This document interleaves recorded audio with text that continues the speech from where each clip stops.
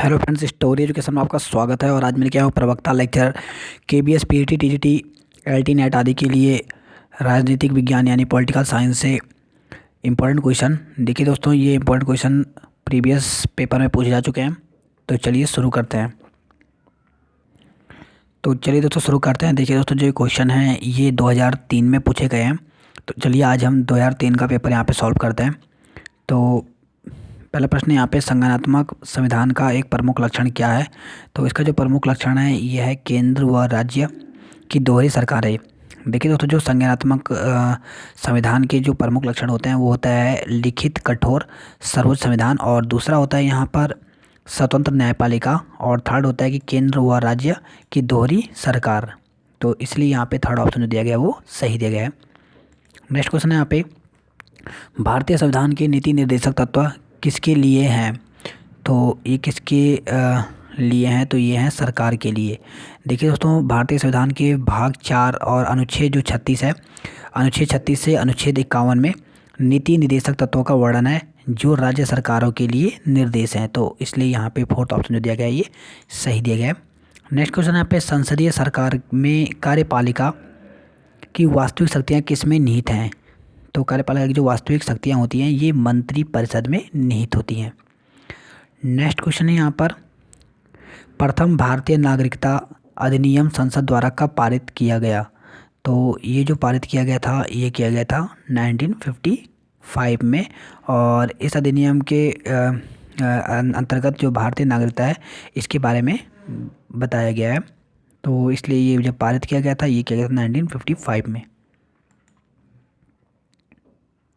Next question है यहाँ पर, संपत्ति के मौलिक अधिकार को संविधान के किस संशोधन द्वारा विलुप्त कर दिया गया?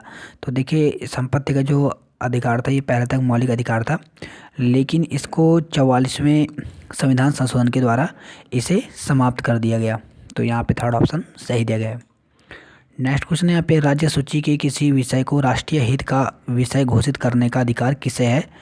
तो ये किसे है? तो ये है राज्यसभा को। देखिए, आर्टिकल 249 में यह उपबंध है कि यदि राष्ट्रीय हित में यह आवश्यक है तो राज्य सूची के किसी विषय में के बाबत संघ अस्थायी विधानसभा बना सकता है। तो ये भी यहाँ पे कहा गया है। नेक्स्ट यहाँ पे, भारत में राज्यों का भाषा के आधार पर पुनर्गठन कब किया गया? तो भाषा के आधार पर जो पुनर्गठन किया गया था ये किया गया था 1955 में। तो यहाँ पे थर्ड ऑप्शन सही दिया गया। नेक्स्ट क्वेश्चन है यहाँ पर, व्यक्ति का वह अधिकार जो उसे सहज ही प्राप्त है, जिससे वह वंचित नहीं किया जा सकता और ना ही उसे स्थानांतरित किया जा सकता है, तो वो कौन सा है? तो वो है यहाँ पे प्राकृतिक अधिकार। देखिए, आर्टिकल 21 में प्राण और दैहिक स्वतंत्रता का संरक्षण जीवन का अधिकार प्राकृतिक अधिकार है जो उसे सहज प्राप्त है, उसे कभी भी निलंबित नहीं किया जा सकता। ये हमारा कौन सा कहता है? ये आर्टिकल 21 कहता है। तो ये भी आपको यहाँ पे ध्यान रखना है। नेक्स्ट यहाँ पे, संसद सदस्यों के अतिरिक्त निम्नलिखित में से किसे संसद की कार्यवाही में भाग लेने का अधिकार है? तो किसे है? तो वो है महान्यायवादी को। देखिए, भारत का महान्यायवादी मंत्रिमंडल का सदस्य नहीं होता, किंतु उसे किसी भी सदन में या उसकी समिति की बैठक में बोलने का अधिकार होता है, लेकिन उसे मत देने का अधिकार नहीं होता। ये बहुत इंपॉर्टेंट क्वेश्चन है, कई बार ये भी पूछा जा चुका है। तो जो महान्यायवादी है ये यहाँ पर बैठ तो सकता है, मंत्रिमंडल का सदस्य भी है और दोनों सदनों में बैठ सकता है, लेकिन ये इन्हें मत देने का अधिकार नहीं होता है।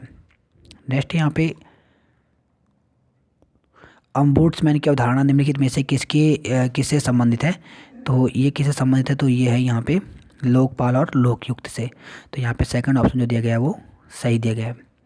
नेक्स्ट क्वेश्चन यहाँ पे, भारतीय राष्ट्रीय आंदोलन में भाग लेने वाले किस नेता को ब्रिटिश उदारवाद में विश्वास था? तो वो थे गोपाल कृष्ण गोखले। तो भारतीय राष्ट्रीय आंदोलन में भाग लेने वाले नेता गोपाल कृष्ण गोखले को ब्रिटिश उदारवाद में विश्वास था। नेक्स्ट यहाँ पे, गांधी जी की राष्ट्रीय आंदोलन में सबसे बड़ी देन है। तो सबसे बड़ी देन कौन सी? तो वो है साध्य साधन की पवित्रता। तो यहाँ पहला ऑप्शन सही दिया गया। नेक्स्ट यहाँ पे, पंडित जवाहरलाल नेहरू किस सन में होम रूल लीग के सचिव बने? तो किस में बने थे? तो ये बने थे 1916 में। और कहाँ से? तो ये बेलगांव में होम रूल की इन्होंने स्थापना की थी, तो ये भी आपको पता होना चाहिए। 28 अप्रैल 1916 में इन्होंने बेलगांव में होम रूल की स्थापना की थी। नेक्स्ट है यहाँ पे, किस भारतीय आधुनिक चिंतक को आधुनिक मनु के नाम से जाना जाता है? तो कौन है वो? तो वो हैं भीमराव रामजी अंबेडकर। देखिए भीमराव अंबेडकर जी को भारतीय आधुनिक चिंतक, आधुनिक मनु के नाम से जाना जाता है, और यह भारत के प्रथम कानून मंत्री तथा संविधान निर्माता भी रहे हैं। तो आपको ये भी याद रखना है, यहाँ से 2 क्वेश्चन और बन जाते हैं कि भारत के प्रथम कानून मंत्री कौन है, तो वो भी भीमराव अंबेडकर है। नेक्स्ट है यहाँ पर, यदि राज्य सरकार राजनीति के निर्देशक सिद्धांतों का क्रियान्वयन नहीं करती तो उसे पालन कराने के लिए कौन बाध्य कर सकता है? तो उसे कौन बाध्य कर सकता है? वो है यहाँ पे मतदाता। देखिए यदि राज्य सरकारें राजनीति के निर्देशक सिद्धांतों का क्रियान्वयन नहीं करती तो उसे पालन करने के लिए मतदाता बाध्य कर सकता है। नेक्स्ट यहाँ पे, इन तत्वों में से कौन सा तत्व मौलिक अधिकार के अंतर्गत आता है और राज्य के नीति निर्देशक तत्वों के अंतर्गत नहीं आता? तो कौन सा है? तो वो है यहाँ पे निःशुल्क प्राथमिक शिक्षा की व्यवस्था। देखिए जो यहाँ पे 93वां संविधान संशोधन हुआ था, इसमें यह व्यवस्था की गई कि 6 से 14 वर्ष के बालकों को निःशुल्क प्राथमिक शिक्षा की व्यवस्था की जाए। नेक्स्ट है यहाँ पे, केंद्रीय वित्त मंत्री ने किस वर्ष को ग्राम सभा वर्ष घोषित किया था? तो ये क्या था? 1998 को, 1998 को। तो यहाँ पे थर्ड ऑप्शन सही दिया गया है। नेक्स्ट पे, जाति प्रथा का तत्व है, तो जाति प्रथा का जो तत्व है वो है चेतना बोध। तो पहला ऑप्शन यहाँ पे सही दिया गया। नेक्स्ट यहाँ पे, भारत में क्षेत्रवाद के उदय का प्रमुख कारण है, तो प्रमुख कारण क्या है? तो वो है यहाँ पे भाषा के आधार पर राज्यों का गठन व निर्माण। देखिए प्रशासनिक सुधार आयोग ने 1966 में लोकपाल और लोकायुक्त के गठन की सिफारिश की तथा सर्वप्रथम संसद में 1768 में पहली बार विधेयक यानी जो लोकपाल विधेयक है इसे पारित किया गया था। नेक्स्ट क्वेश्चन है पे, लोकपाल व लोकायुक्त पदों की स्थापना संसद ने किस वर्ष अधिनियम पारित किया? तो ये किया था 1965 में। तो यहाँ पे थर्ड ऑप्शन सही दिया गया। नेक्स्ट यहाँ पे, रूसों की सामान्य इच्छा का तात्पर्य किस भाव से है? तो ये है यहाँ पे, वह जो समस्त समुदाय के हित में हो। तो यहाँ पे थर्ड ऑप्शन सही दिया गया है। नेक्स्ट क्वेश्चन यहाँ पे, राज्य के आवश्यक तत्व हैं, तो राज्य के जो आवश्यक तत्व होते हैं वो 4 हैं। कौन कौन से? तो हैं जनसंख्या, प्रदेश, शासन और प्रभुसत्ता। तो यहाँ पे थर्ड ऑप्शन सही दिया गया। नेक्स्ट है पे, रक्त संबंध में समाज और समाज के राज्य की उत्पत्ति हुई है, यह कथन किस विचारक का है? तो ये जो कथन है ये मैकाइवर का है। तो यहाँ पे फोर्थ ऑप्शन सही है। मैकाइवर के अनुसार राज्य को समाज से पृथक बनाने की त्रुटि ने स्वयं एथेंस की स्वतंत्रता को टूटा हुआ एवं विकृत स्मारक बना दिया है। तो ये ऐसा इन्होंने किसने? मैकाइवर ने कहा है। ठीक है। नेक्स्ट क्वेश्चन है यहाँ पे, संप्रभुता शब्द का सर्वप्रथम प्रयोग किया गया, तो ये इंपॉर्टेंट क्वेश्चन है। तो ये जो किया था ये फ्रांस के जीन बोंदा, ठीक है, जीन बोंदा के द्वारा किया गया, और उन्होंने 1576 में प्रकाशित अपनी पुस्तक जो थी sir book on the Republic में एक फ्रेंच शब्द सॉरवेंटी का प्रयोग किया था। तो ये भी आपको पता होना चाहिए। आगे बढ़ते हैं नेक्स्ट क्वेश्चन की ओर। नेक्स्ट क्वेश्चन है यहाँ पर, यह कथन किसका है कि स्वतंत्रता और समानता न तो एक दूसरे के विरोधी हैं और न ही पृथक हुए एक आदर्श के 2 रूप हैं। तो ये किसने कहा था? ये कहा था हार्वर्ड डीन ने। तो यहाँ पे थर्ड ऑप्शन सही दिया गया है। नेक्स्ट यहाँ पे, राज्य के कार्यों की परंपरागत विचारधारा के अनुसार अनिवार्य तथा ऐच्छिक 2 भागों में बांटा गया है, लेकिन वर्तमान समय में राज्य की अवधारणा के अनुसार अनिवार्य और ऐच्छिक का भेद समाप्त है तथा समस्त कार्य अनिवार्य ही माने जा सकते हैं। तो ये है यहाँ पे लोक कल्याणकारी राज्य में। तो यहाँ पे पहला ऑप्शन सही दिया गया है। नेक्स्ट है पे, राजनीतिक सिद्धांत जो नागरिक को व्यक्तिगत जीवन में न्यूनतम हस्तक्षेप करे उसे क्या कहते हैं? तो उसे व्यक्तिवाद कहते हैं। तो यहाँ पे थर्ड ऑप्शन सही दिया गया। नेक्स्ट क्वेश्चन यहाँ पे, निम्नलिखित में से कौन सी विशेषता फासीवाद में पाई जाती है? तो कौन सी विशेषता पाई जाती है? तो ये पाई जाती है प्रजातंत्र का विरोधी है। देखिए फांसीवाद जो है वो प्रजातंत्र था, अंतर्राष्ट्रीयवाद का हुआ, समाजवाद का विरोध करता है और राज्य को साध्य मानता है। तो यहाँ पे इसलिए पहला ऑप्शन यहाँ पे सही दिया गया। नेक्स्ट यहाँ पे ऐसी शासन व्यवस्था जिसमें संपत्ति व उत्पादन के साधन पर शासन का नियंत्रण होगा, व्यक्तिगत संपत्ति समाप्त होगी व समाज शोषण मुक्त होगा, तो वो क्या कहलाती है, तो वह है समाजवाद। तो यहाँ पे फोर्थ ऑप्शन सही दिया गया है। नेक्स्ट क्वेश्चन यहाँ पे संयुक्त राष्ट्र संघ के कुल कितने अंग हैं, तो संयुक्त राष्ट्र संघ के जो कुल अंग हैं वो हैं 5। कौन कौन से, महासभा, न्यास परिषद, सुरक्षा परिषद, अंतर्राष्ट्रीय न्यायालय और सचिवालय। नेक्स्ट क्वेश्चन यहाँ पे लॉक ने कितनी पुस्तकें लिखी, तो लॉक ने लगभग 30 पुस्तकें लिखी थी। तो यहाँ पे 35 दिया गया, लगभग में अगर हम बात करें तो 30 लिखी हैं इन्होंने। तो यहाँ पहला ऑप्शन इस प्रकार से सही है। नेक्स्ट यहाँ पे हॉब्स की किस पुस्तक ने उसे अमर बना दिया, तो वो थी लेवियाथन। तो यहाँ पे थर्ड ऑप्शन सही दिया गया। और जो ये प्रकाशित हुई थी लेवियाथन, ये 1651 में प्रकाशित हुई थी। नेक्स्ट क्वेश्चन यहाँ पे जेल सुधारक किस राजनीतिक विचार के प्रस्तुत किए, तो जो जेल सुधारक है वो किस राजनीतिक विचारक ने प्रस्तुत किए थे, तो वो किए थे बेंथम ने। देखिए जेल सुधारक में बेंथम ने बंदी गृह की दुर्दशाओं का सुधार के लिए आवाज़ उठाई और उसने एक गोलाकार कारावास के निर्माण का सुझाव भी दिया था।